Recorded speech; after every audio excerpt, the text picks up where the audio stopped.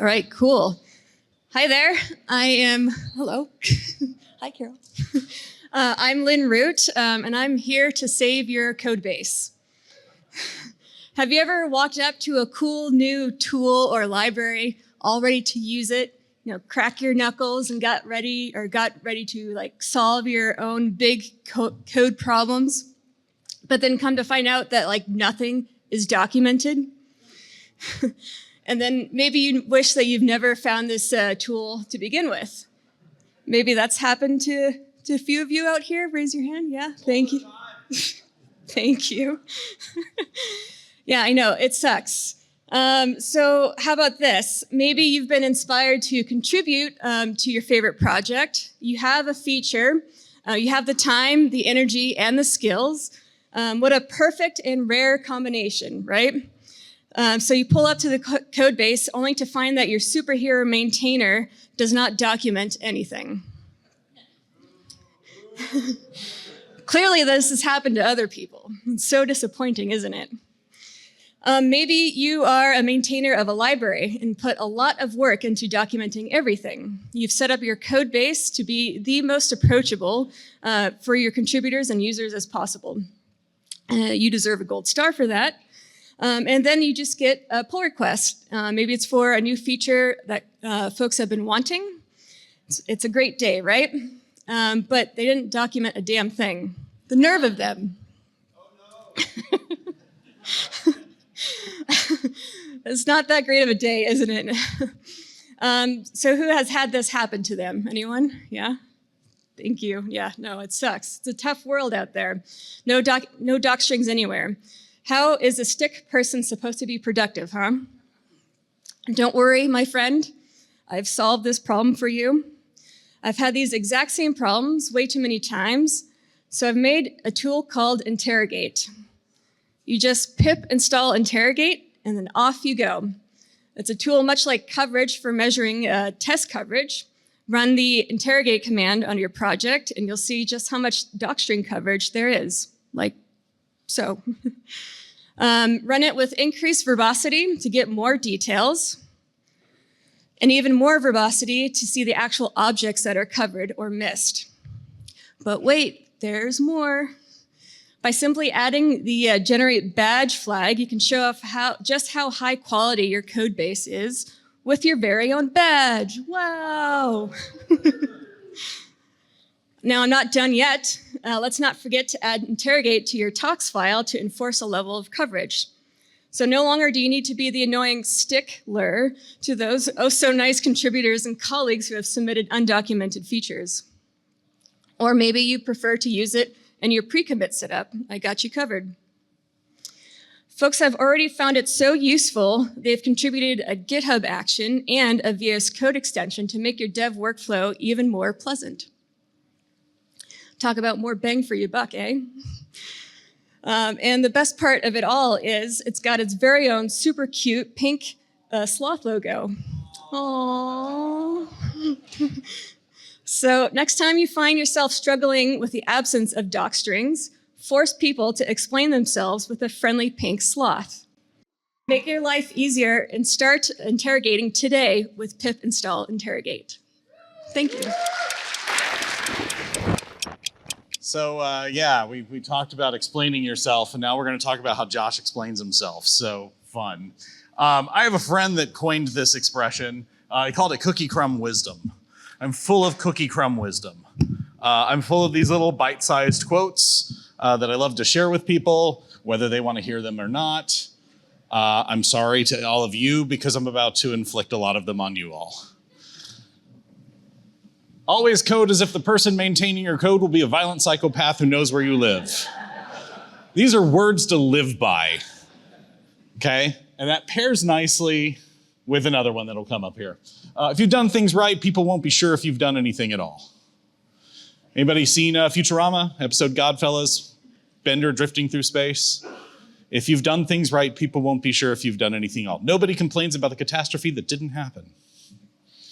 So, if people aren't complaining, you're probably doing a good job. Software being done is like a lawn being mowed. Never done with it. It's just in a temporary state of done.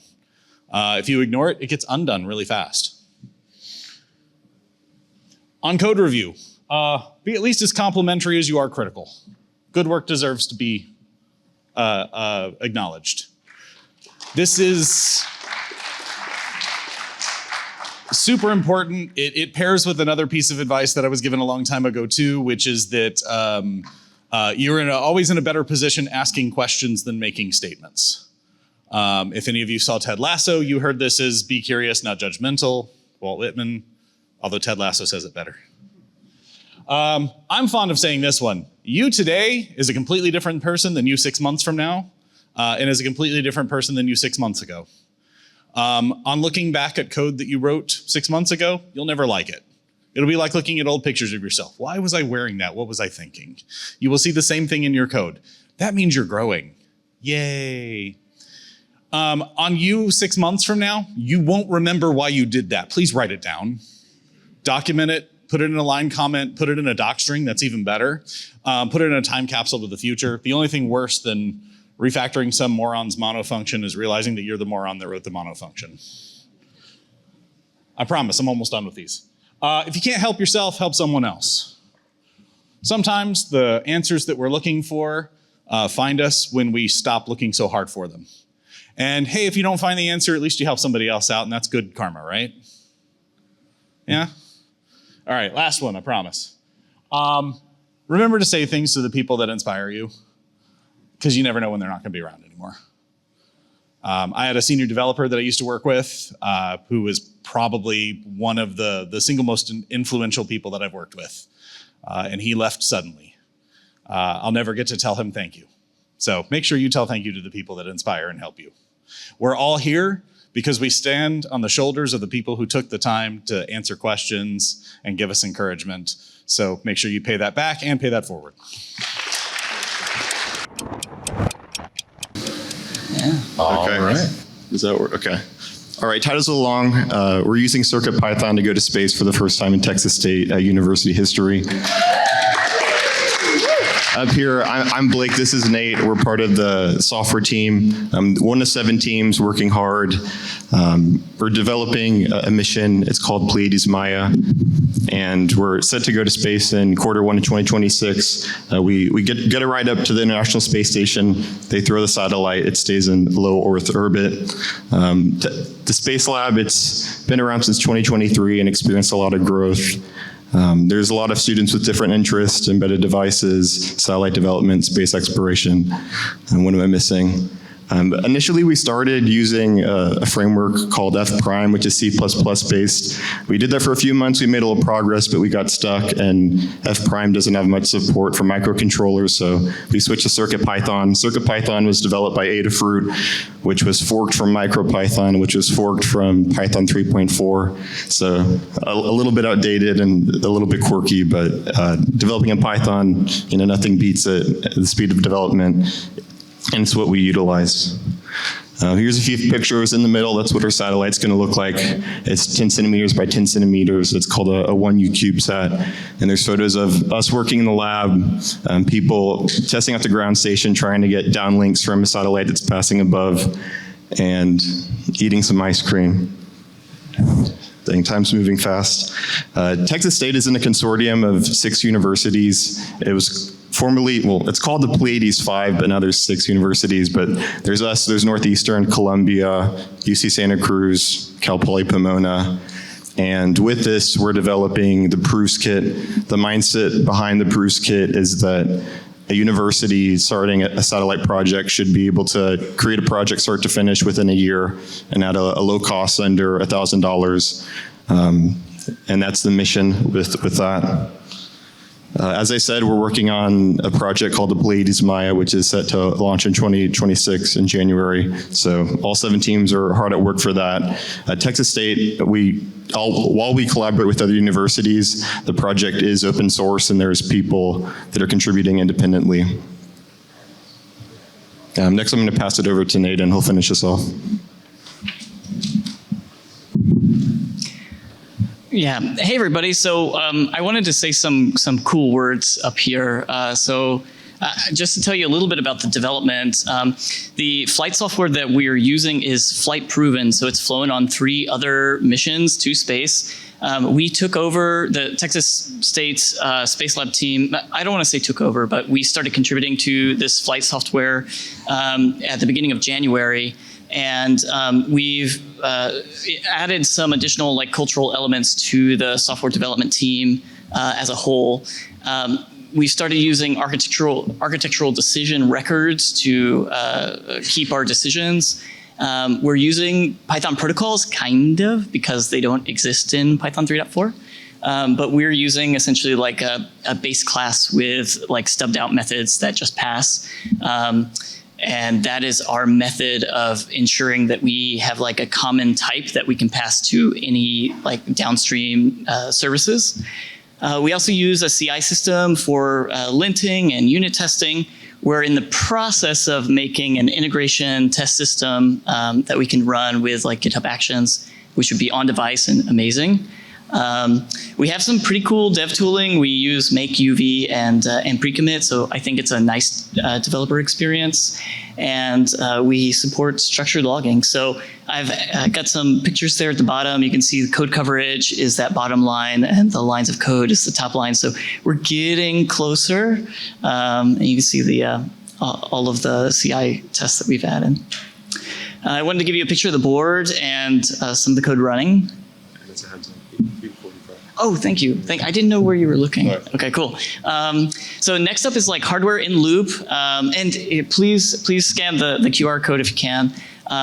I'm really hoping that other developers can jump in. We have one senior engineer on the team, but it'd be amazing to have more people with experience that want to jump in. And even if you don't, if you're curious about developing in CircuitPython, come help us out. We're just 30 minutes south at Texas State. If you want to come to the lab, let us know. So that link will take you to our Discord. But yeah. You can see next up is improved documentation. We really need to do that, so I'm going to look at interrogate. That's super cool. Async IO. We're done. Okay, cool. Thank you so much. Thank you, guys. Aha. You're very, very smart. Thank you. All right. Hello, PyTexas. Thank you for the technical difficulties, the patience there. My name's Peter Sobot, and for the next 4 minutes and 50 seconds, I'm going to talk to you about how to test random code.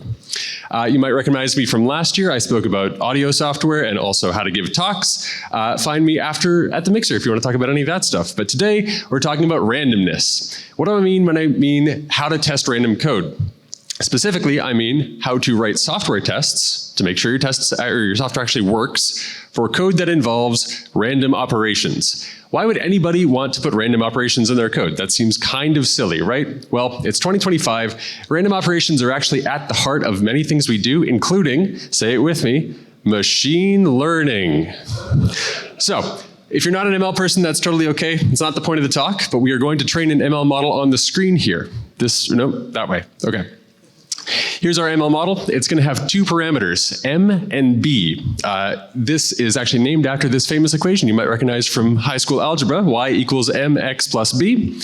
And we're going to train a model that approximates a specific equation like this. So in this case, our model starts with random values for these parameters. This is how machine learning works. You start from a random place, you add some data, and your model converges to the place where you want it to be. In this case, we want it to be over here at the green dot. And the values for that are m equals negative 0.5 and b equals positive 0.5. So we take some training data, we scrape the internet, do whatever we need to do to get this data, and we move our model from that black dot to the green dot. Piece by piece, we slowly learn where to go. But machine learning models can learn from any initial state, right? That black dot was randomly chosen. We could also choose a spot over here. And if you're maintaining machine learning code that needs to make sure, it needs to work every time, how do you write a test for this? How do you test that this works even when every training run starts from a different random place? Well, let's try the naive way first. Let's write a test that looks just like this. We test that our model trains. We make the model, we get the data set for the model. Maybe it has 100,000 examples in it. That's a lot for this small model, but it's fine. We actually run the training, which might take a minute or two, and then we test to make sure that the output matches what we expect, or at least it's all close to what we expect. And this works okay, but it takes 2 minutes per test in this toy example, and 5% of the time it just does not work because there's randomness involved. So this isn't quite enough. Something we can do instead is to set the random seed before we start our test. This helps a lot. This means that every time we call any random operation, we're going to get the same result. And that's deterministic. That means our tests don't flake out on us, and we can actually make sure the results are exactly equal, not just close to each other. However, this fails in unexpected and very frustrating ways, including if you do something like this. Watch very closely. I'm just moving 2 lines of code around. Those 2 lines of code do not depend on each other. They don't do anything that looks like they should depend on each other. But now this assertion does not pass. And that's because the order of the calls to random functions matters. Huge, huge pain. So we can't just set the random seed and expect that to work. I hear people in the back already saying, why don't you just patch random.random or patch your random functions?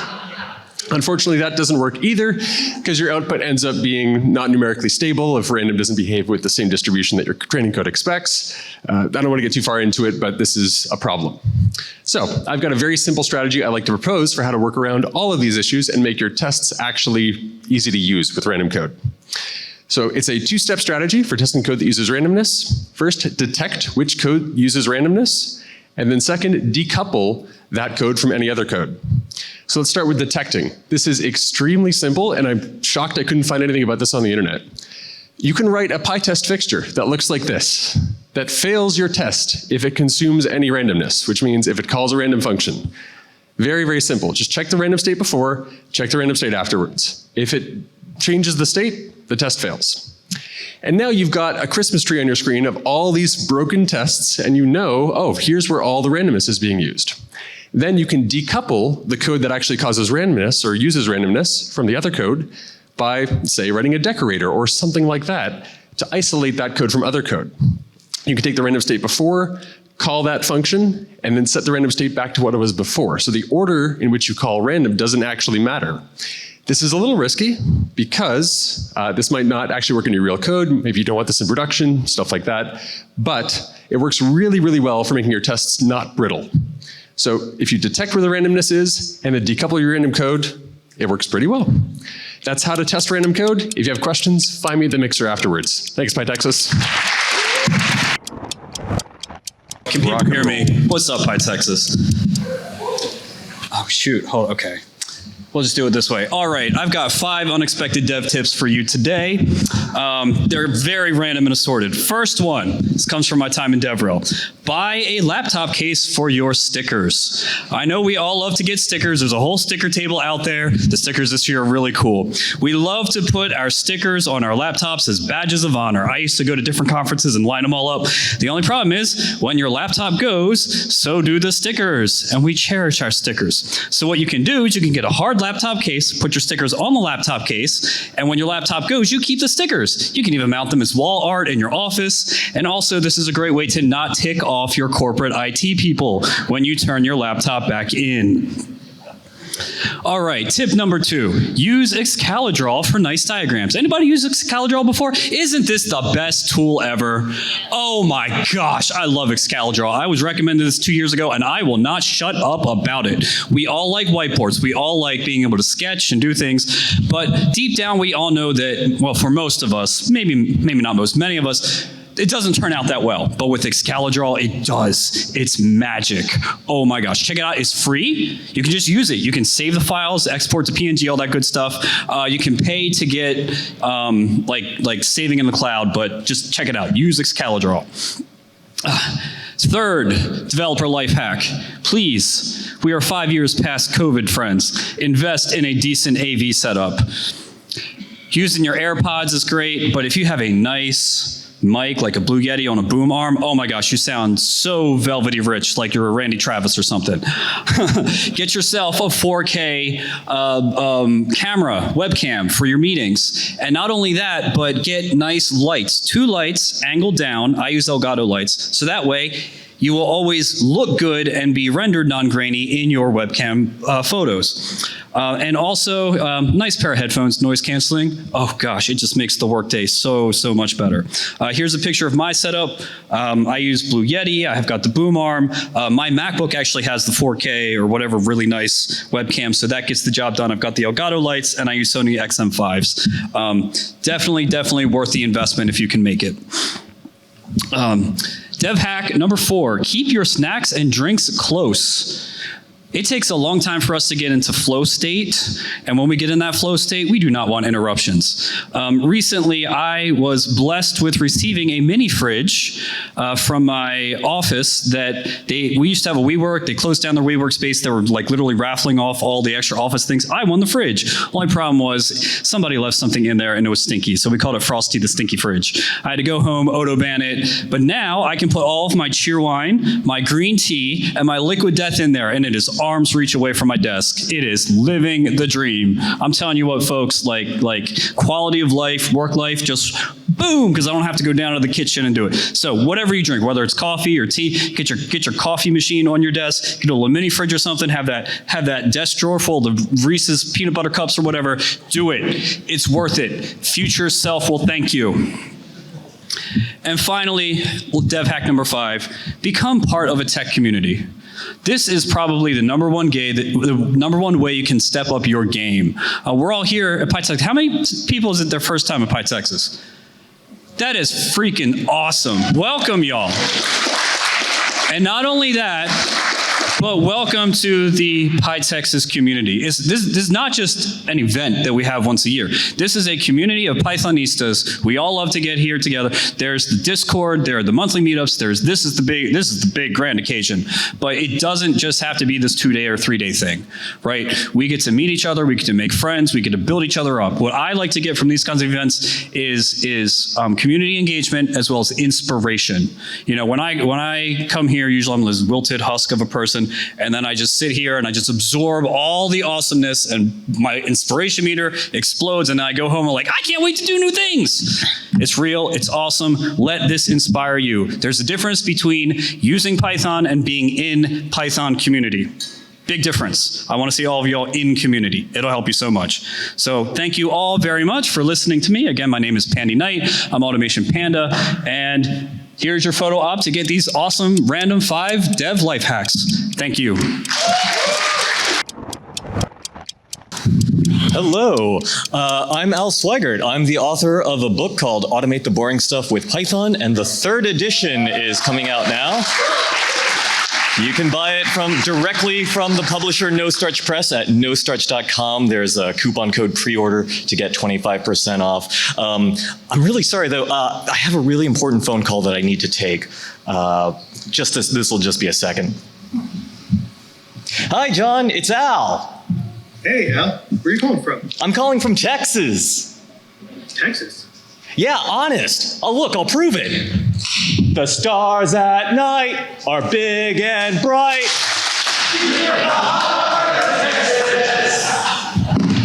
Okay, all right, I'll talk to you later. Bye. Okay.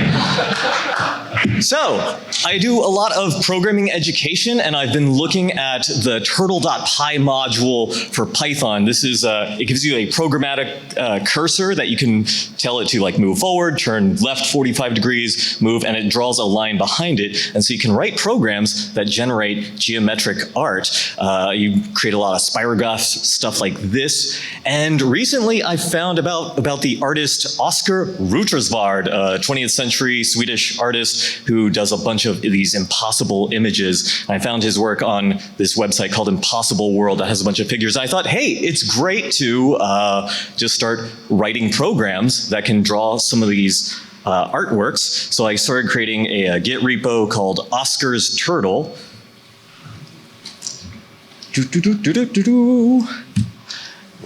And then we can use the turtle to start creating replicas of his art. And the really nice thing about this is once you have a function that can draw this art, you can then change the parameters around and produce all sorts of colorful, cool scenes, or even create little animated scenes right here. Let me stop that. Ooh. And there is just a ton of these. I started making a whole bunch.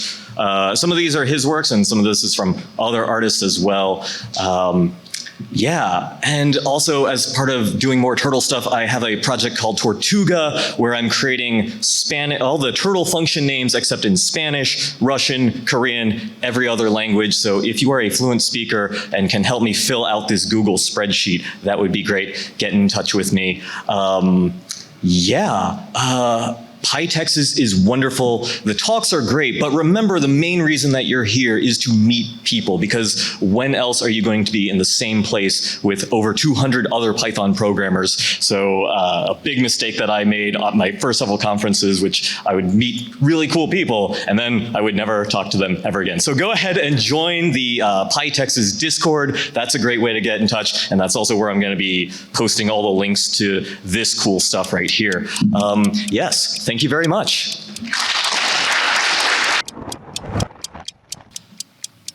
All right, this is like a 10-minute talk, so I'm going to talk really fast. So thank you, everybody, for putting on this conference. Thanks for the speakers for today's talks. I learned a lot. Thanks for everybody who stuck around. We're going to have some fun. So my name is Ali Sivji. Let's get started. So picture, if you will, a Python ecosystem that has lost the ability to pip install. Every Pythonista is trembling with fear.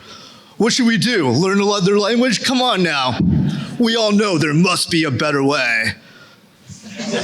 So in tonight's episode of Twilight Zone Python Edition, we're going to explore different ways we can channel the supernatural and communicate with Python packages from beyond the grave. All right, so let's talk about what life would be like without pip install. Well, we got Conda, so let's just use that. Well, that's it for me, everybody. Thanks so much. My name is Ali Seffi. Wait, we still have some time? All right, let's just dig into this a little bit more. All right, so have you really thought about what happens when you first import a Python package? So when we import requests, the object that we import is of type module, and we can also see the location from where this package is loaded from. And if we take a step back, looking at the documentation for sys.modules, we can see that it's a dictionary that maps module names to modules that have been loaded. So we can think of sys.modules as a cache of all the modules that are loaded into the running Python process. So sys.modules can be manipulated to force reloading of modules. However, replacing the dictionary will not necessarily work as expected, and deleting essential items from the dictionary may cause Python to fail. Let's go take a look. So when Python first starts up, sys.modules only contains the built-ins. And for packages that are not built-in, they're loaded into sys.modules cache when we import them into the Python process. One of the annoying things about Python is that packages are only loaded once. So if we want to re-import a module or function, we have to restart our Python process. And this makes it really difficult to work in a REPL environment, and it's especially annoying for Jupyter notebooks when you have the results of all these CPU-intensive calculations. So let's work through an example. We first start by importing a custom module into our Python process. We call a function on that module, it works as expected. Next, we add a function into this custom module. When we try to import it again, the new function we created is not found. So the first piece of bad advice I'm going to give to you is I want to show you how to reload modules. So like before, we're going to import our custom module into the function. And the next time, and then we're going to add this custom function to our custom module. And this time we're going to use import lib.reload to re-import our custom package into sys.modules cache. And now when we import our new function and call it, it works as expected. I really recommend you read the documentation before you run it in your own code. And please do not do this in production, although it might be a fun idea to play with. But we haven't really got to the part of how can we survive without pip. Let's start by asking, how does Python know where to load modules from? Recall that when we import a package, we also have the directory location where this module is imported from. In Python, sys.path is a list of strings that specifies all the search paths that we look for modules. So let's import sys. Taking a look at syspath, you can see all the folders that Python's going to search for to find packages to import. So continue with the documentation. It says a program is free to modify this list for its own purposes. Is anybody thinking what I'm thinking? So let's try to import requests. It's not found. So now we can import requests, find that path to the site packages that already contains this package, and then we can append that path to our sys.path. And now when we import requests without a problem. Now I know what you're all thinking. How can I automate this process? So let's run a script every time we start a Python process. Recall from the Zen of Python that implicit is better than explicit. Or maybe it's the other way. Anyways, so enter the built-in site module. This module is imported automatically during the initialization of a Python process. When we scroll through this page, we find that Python attempts to import a module named site customize, which can perform arbitrary site-specific customizations. So our game plan for this script is we're going to create a site customize.py that contains a sys.path, append code from earlier, and we're going to place this code in our site packages folder. And now we can run Python like normal. You're probably asking yourself, is this a good idea? I mean, it's not the best idea, but you're free to sort of do what you want to do. But luckily, there is something better. It's called a path configuration file. A path configuration file will append each path listed in that file to the sys.path, and it allows us to run arbitrary code. I know what you're all thinking. I have 20 seconds left. To configure this path, what we're going to need to do is we're going to have to create a file with the other environment site packages on that line. We have to make sure this file ends in .pth. We'll place this pth folder or file inside of our site packages folder, and then we can run Python like normal. And this is still slightly scary because we're doing some implicit imports, but this pattern is actually used by Python packages like coverage.py. All right, I'm out of time, but is any of this a good idea? Who the hell knows? But thanks for your time. My name is Alexander. Awesome. So this is a story from my first software engineering job that I ever had, which was at a company called ForcePoint. So what we did at my job is we actually built a custom operating system for a security appliance. This operating system actually took forever to build. So this was very often what would happen. We would have a lot of spare time during this build process. A local build on my machine took about an hour. The CI/CD nightly build took 8 hours, okay? So it took forever. So very often we would, I'm not slacking off the codes compiling. Thank you, Randall Monroe, for this comic. So this very often led to some of the worst ideas in programming ever imaginable, and I believe I have found the one. We made a game, and we're all going to play this game today. I apologize for what I'm about to do. So we made a game called regex or line noise. Can you tell the difference? Here we go. Regex is also known as regular expressions, is a sequence of characters that basically forms a pattern that is used to match strings and detect what they are.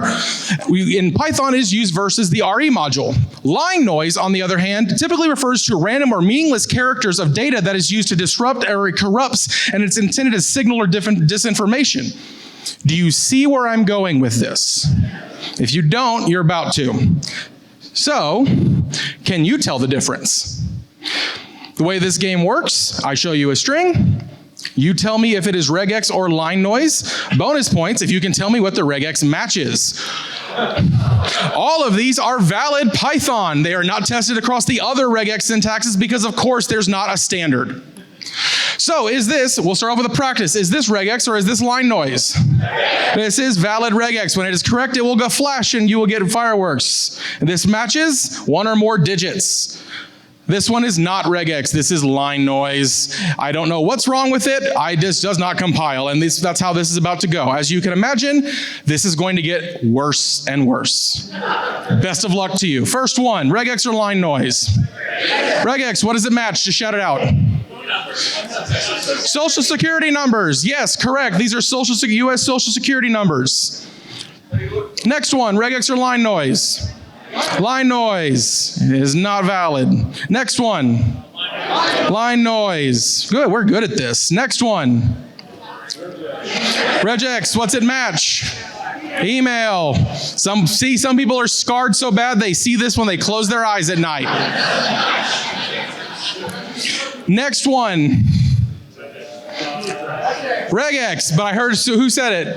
IP address. You are a deeply disturbed individual. If you can see that and go immediately, that's IP address. But it is not actually real IP. This is just matching digits. 256.256.256.256, which is not a valid IP address, would match here. Do not trust this. This is what we call television IP addresses. Okay? They're not real. Next one. Oh, we're getting there. That's line noise. Next one. I told you it's just going to get worse.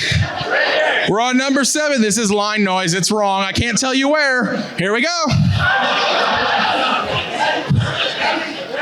Strong password. Every time someone asks you for an uppercase, lowercase, and a special character, remember you made a programmer do this. Next one. Line noise.